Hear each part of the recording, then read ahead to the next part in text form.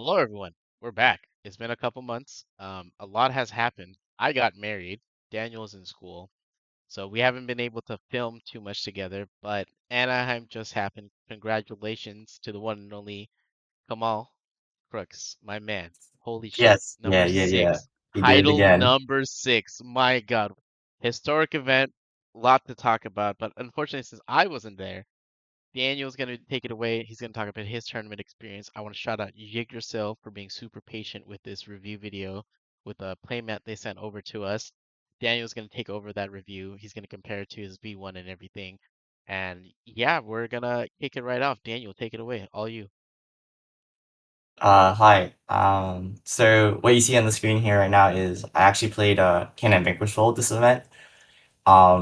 So like obviously, right, like Kamal won with Can and Krishnan, and I personally believe that going into the event, Noroi was the best card because this card is literally just Neospatian connector and Aqua Dolphin all in one. So when your guy is tour guide but also trap dust shoot, like why wouldn't you want to play this card? Like the card's cracked. So having game knowledge on your hand knowledge on your opponent was like the biggest advantage when you went first. So because you knew that, you can switch game plans depending on like how your opponent's hand was on, especially post side. So therefore, you can make a clear adjustment on what you want to do and how to win the game at that point. So let's just go over the deck list, right? Like so, I played 3 Joko, 3 Zuna, 3 Noroi, Lupus, 3 Case of Canine, 3 Chaos Elements, 3 Lantern, and a Force Canine Force Release.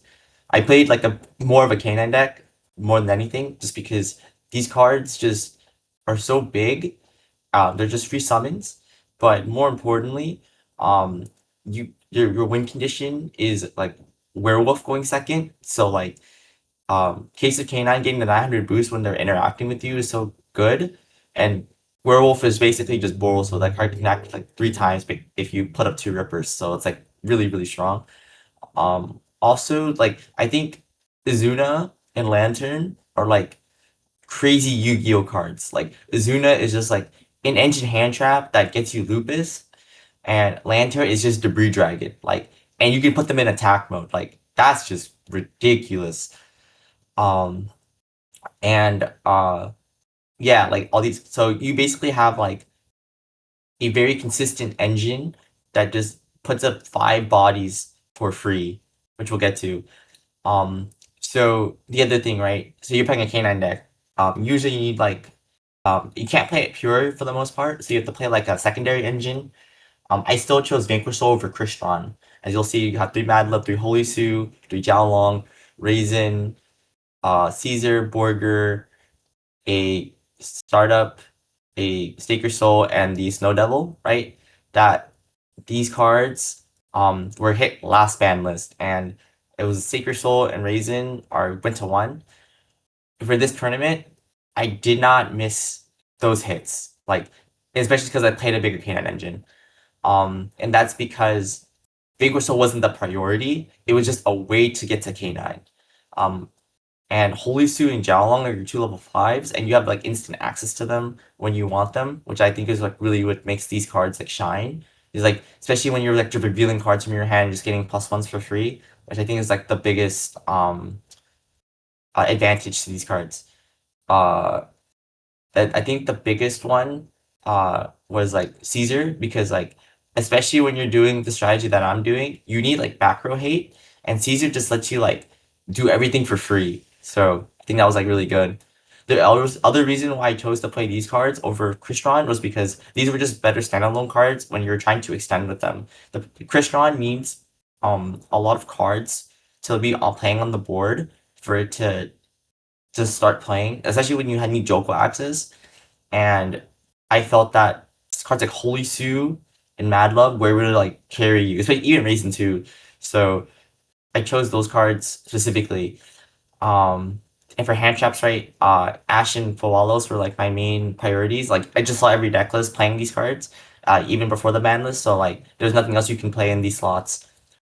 Especially since you're playing the attribute deck, you kind of have to like have Holy Suit and Izuna as your hand traps instead.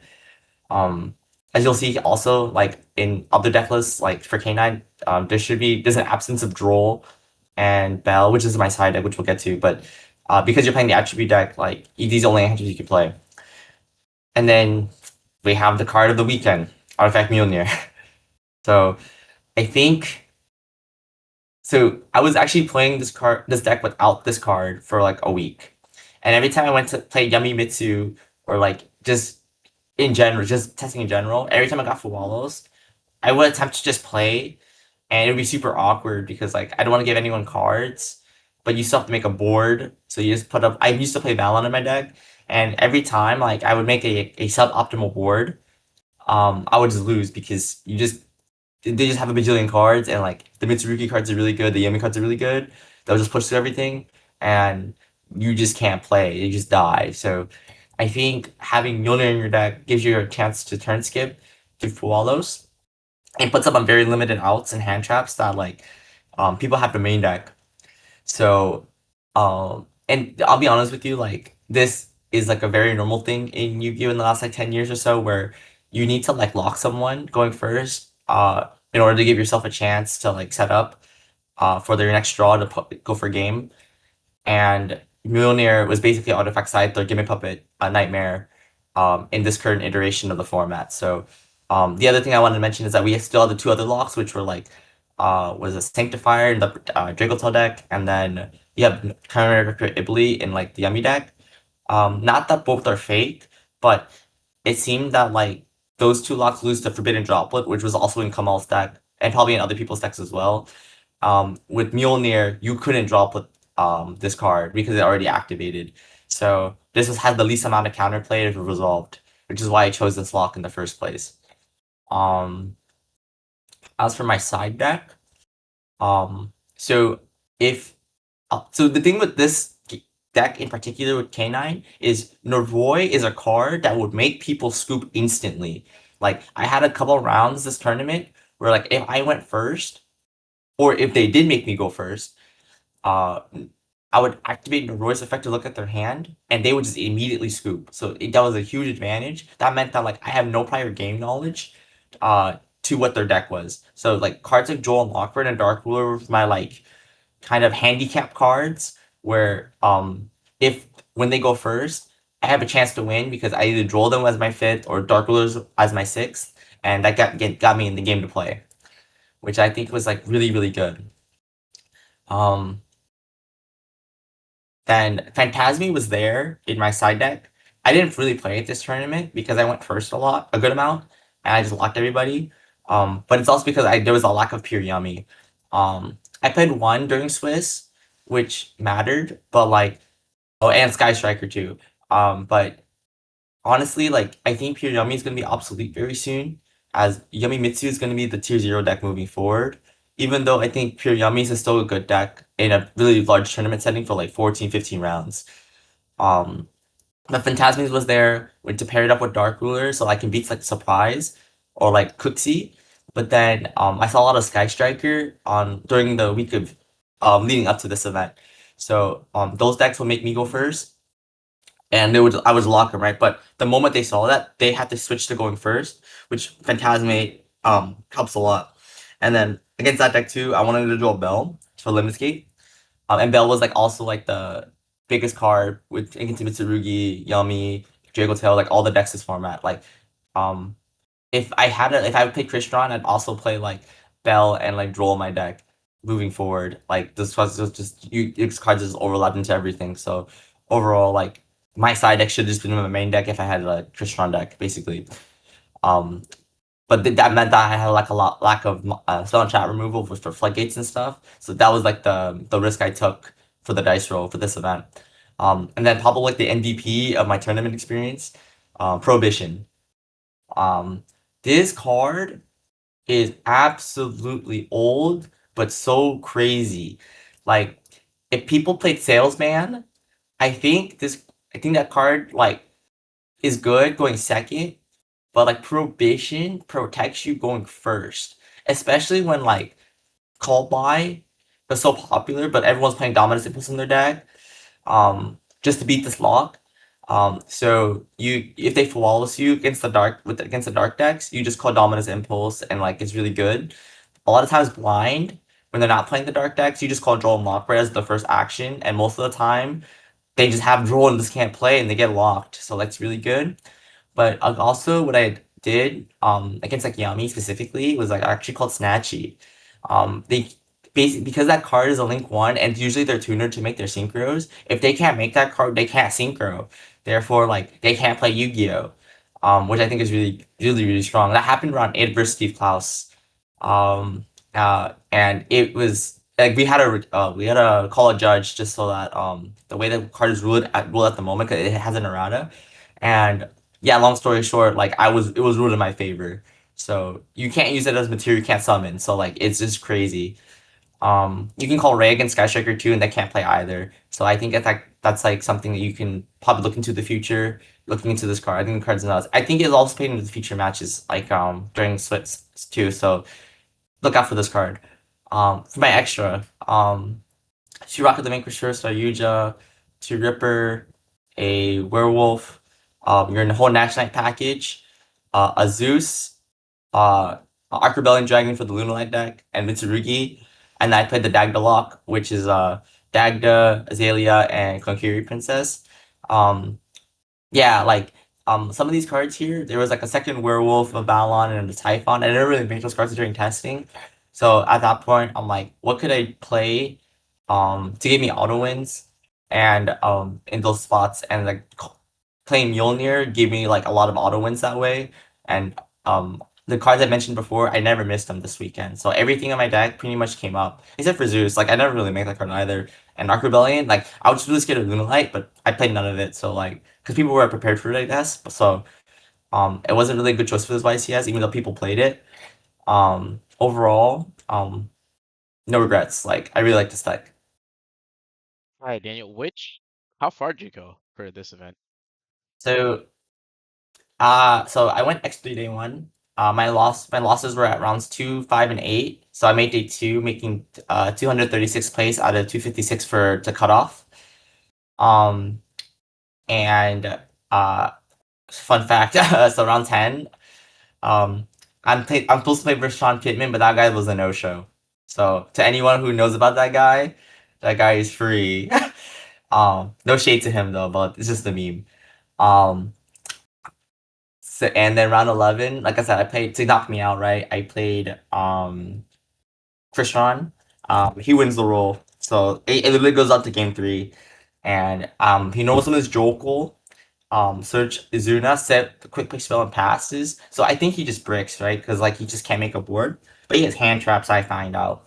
So I start playing he Izuna's for and summons his own Lupus to make Jax to pop my monster. So my and then he werewolves to pop another monster, right? So my only real play, just to like give myself a chance, was I tribute my Lupus to summon Jiaolong from my hand, and I summon my own Lupus back because he played. I made Ripper. He then I activate Ripper. He ashes, so I have to start negating it. Or I search Lantern, summon back my Jokel, and then he Nibiru's me. Note this Nibiru token's really fat, so I kind of just have to play slow roll with it. And then he draws. He puts his Nibiru in defense, passes. My turn. I draw. I attack his Nibiru. I pass, and he just summons a canine monster. And then I just lose because he makes SP to banish my big token, so I just auto lose. You want to run through your full like, tournament experience, like what you played against every round? Do you know that like by heart? Oh, yeah, I do. So round one, I pay you Bell. I win the roll. As a returning player. So I don't think much of it, but essentially like I lock him and we go to game two. He makes me go first, so I'm just kind of like, what is happening? So I look at his hand again, and it's Sphere Mode, Super Poly, Trap card, opening of the Spirit Gates, and this is I think after he Bailers me too. So like he has 4 cards. So I make like Nash Knight, Ripper set one with quick play spell and pass, so they play around his Bro Breakers, and then he goes. opening the spirit gates, I pop it with the quick play, and then to make werewolf, and then he just sets chain passes, and I just kill him. Round two, this is my first loss. It's Yamimitsu. Um, long story short, both he goes first games 1 and 3. He has called back for both my hand traps, so I just lose. Uh, round three, I think it was Pyramitsu. Game three, I draw him. I just kill him. So that's good. Round four was Striker. He makes me go first, right? So I obviously Noroi, he scoops. So like I just don't know what he's playing. Um and game game two, he normal summons Rose, not Ray. So he makes Shizuku multi-roll set two, and passes, right? I win this game. I kill him through Droll. So like that was kind of cool. Round five was Pyramitsu.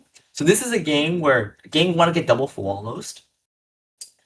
And it's weird because I should just go for the lock every time, right? Knowing this. He draws Impulse at some point and conquers me. And Impulse is they want on Konkiri. So I just scoop because I'm just out of gas. Um, and it goes to game three where I draw him after Saji searching. So the only thing he can do is summon Murakumo. And then this is also a game where he calls buys me. So I had two draw. So the second draw result basically. His play is normal summon Kusanagi, add back spell, make Dynamondo set one pass. So I go like draw for turn, draw Ash. I stake your soul for show Ash. He goes Impulse. I go Joko summon Holy Sue. And he Dynamondo summon back Murakumo, so I just lose. Round six was I think it's is it Pyramitsu? Um yeah, I think it's Pyramitsu again. Like I just um I think I win that for sure. Round seven was Yami Mitsu. Game three. So I full walls that guy. So he only and I so like he basically just ends on Hornet Jones Murakumo, which is odd, right? But then he activates pre-prep, I activate Bell, and he doesn't negate, which is odd. You would think that like at that point you would take another card out of my hand just to force interaction, but he didn't. So it's cool. I drew Lupus, which is I think the reason why I won because in order for me to play, I had Mad Love Jiaolong to start playing to make like Ripper at some point. And then he Mirakumo negates to now put my Lupus in grave. So when I search Lantern to summon back my Lupus to make a second Ripper. I search the quick play spell off of Lantern. So my second Ripper has 3 materials for Werewolf to just kill him. Round eight was pure yummy. So this is Steve Klaus, right? So game three, I just lose because so I asked his cup C synchro, and it seemed that like that was fine enough. So he puts up Herald on the board, right? Set two. Um, so I tapped a Dark Ruler, which is the exact card I needed to start playing. So I do that. He contemplates for 2 minutes because like he has barrier set, and I haven't shown it any Vanquish Soul cards. So at this point, so like he's like thinking if I click XYZ, I win. Um, and like he can activate surprise to do stuff. But the problem is, or like Snatchy. The problem is that like he still gets Dark Ruler, so like it doesn't really matter if he flips up surprise.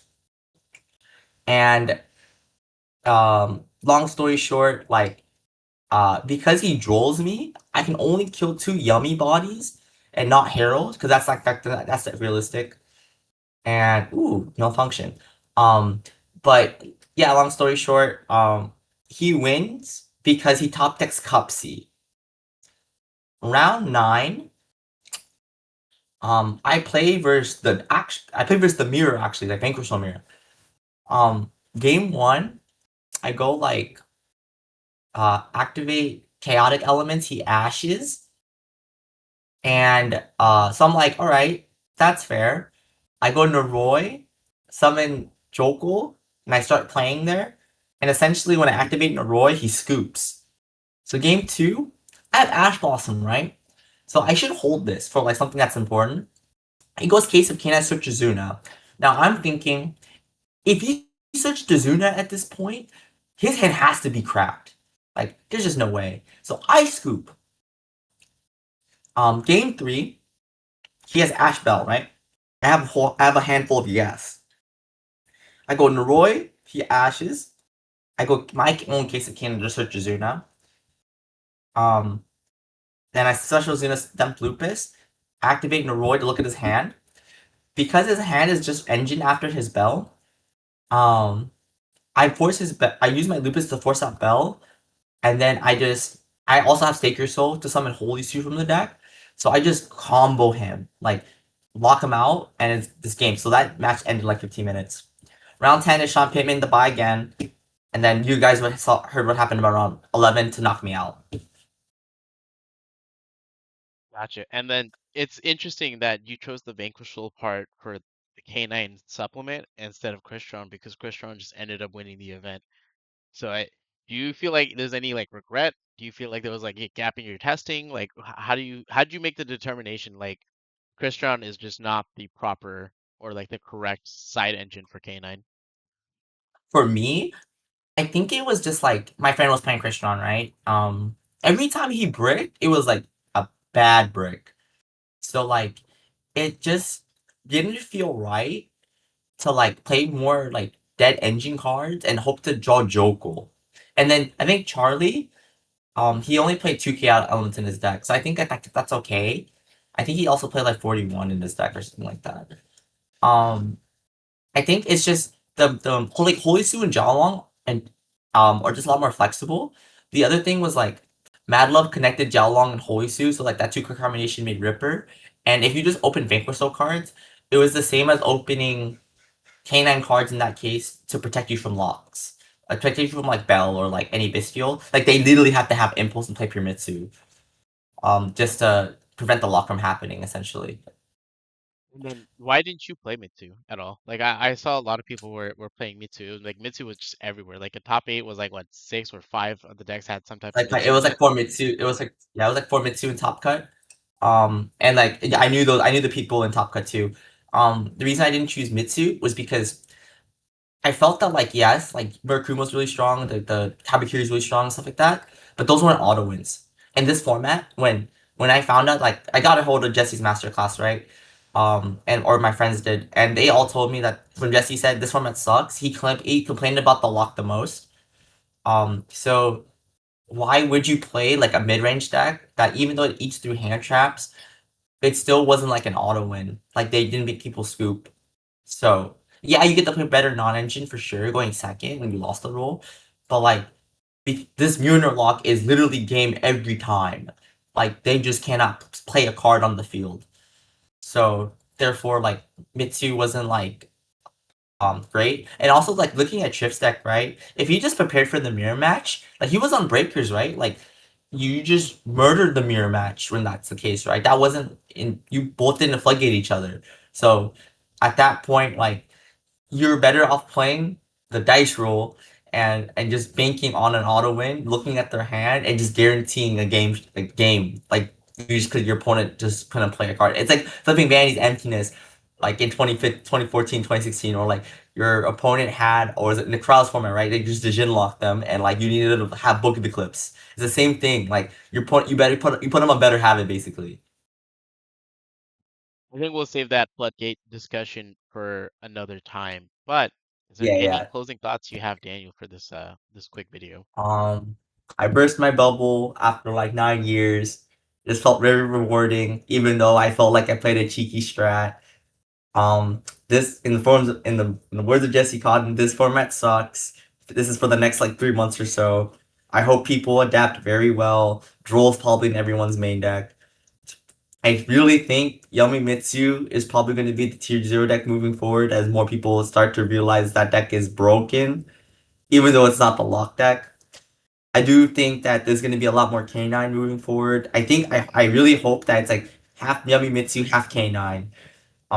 I really like Draco Tail. my problem with that deck is it's too fair. Yes, it has Sanctifier as a lot, but that gets drop voted. Um, yeah, like honestly, like I hope Konami realizes that like there's a lot of stuff needs to be worked on. Think Soul is not the problem. It's K9. So yeah, please ban some of these cards. Alright, cool. I stopped recording as soon as you said